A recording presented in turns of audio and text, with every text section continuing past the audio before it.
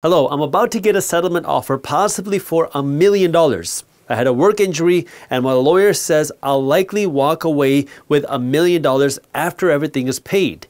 Where and how do I start investing? Wow. Well, here's what you should do. If you've ever been involved with a lawsuit before, you know that they are brutal and the only people that want to be there are the attorneys because they're the ones that are getting paid. So if you're getting a settlement, it's because it's a way for you to end this case. So I want you to be smart with this money, and that's what I wanted to emphasize here. Number two is I want you to build wealth here. And especially if you're newer in your financial education journey, because the question was, how do I start investing if I get $1 million windfall?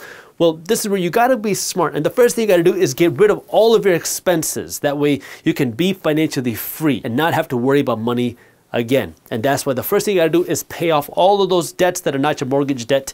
And then you build some savings, that way you have some cash to fall back on. Ideally, I would take the $100,000 and put it into a high interest savings account and not think about it, because this is money that I want to just sit there and I don't have to worry about it again. And then I want to work to pay down that mortgage and start investing my money, because investing my money is how I'm going to build wealth. I'll talk about how you can invest that money in just a second. Paying down the mortgage is how I can be financially free and not have to worry about payments again. Sure, you still got to pay your taxes and your insurance, but if you don't have a mortgage expense, which is the largest expense for the average American, well, now you can be much more free, have a lot more freedom and a lot less financial stress. But also notice that I emphasize here the importance of investing your money. And when I'm talking about investing your money here, one of the things that I like to invest for is income or cash flow. Some people like to call it passive income. I prefer to call it cash flow. What that means is if you take that $425,000, you buy this thing, whether it's dividend paying stocks, whether it's real estate rental properties, you want to get paid, whether it's every month or every quarter, you're going to get some cash deposited into your bank account. That way now you have a new income, because with a lot of investments,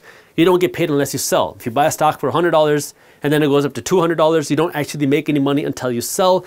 And I want you to have some income. So if you can produce, let's say 10% income, which I know is high, but just go with it for the sake of this example. If you can produce 10% income on your $425,000 invested, well, that's an additional $42,000 a year in income. If you can get a 5% income, 5% yield, 5% dividend, 5% cash and cash return from your real estate, which is possible, well, now you're talking about half of that. $21,000 a year in income that you don't have to work to earn. And now this is income you can use to spend and buy some nice things, because now you have more income and less expenses. You don't got to pay for the credit card bill. You don't got to pay for the student loans. You don't got to pay for your car loan anymore.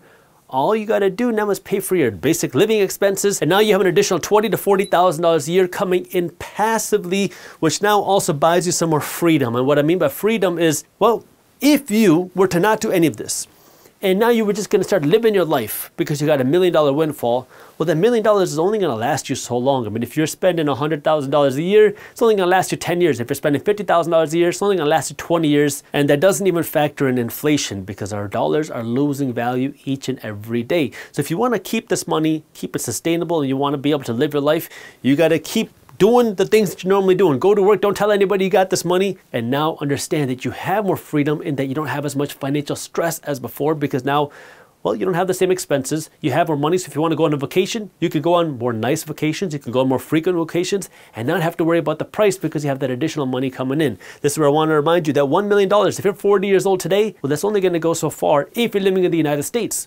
because $1 million at $50,000 a year is only 20 years. Now, sure, you could take that money and you can go to a different country and live for a whole lot cheaper, but then you're not living inside of the United States.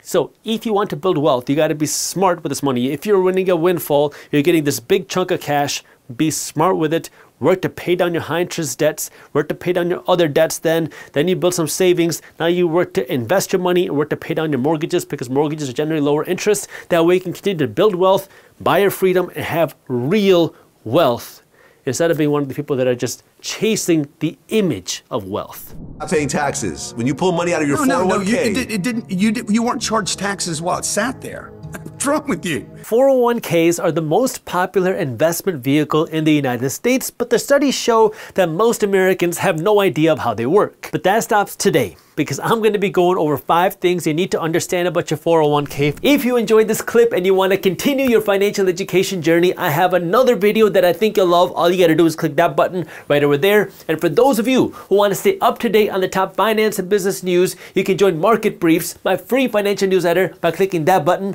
below. Thank you for watching, and I'll see you in the next one.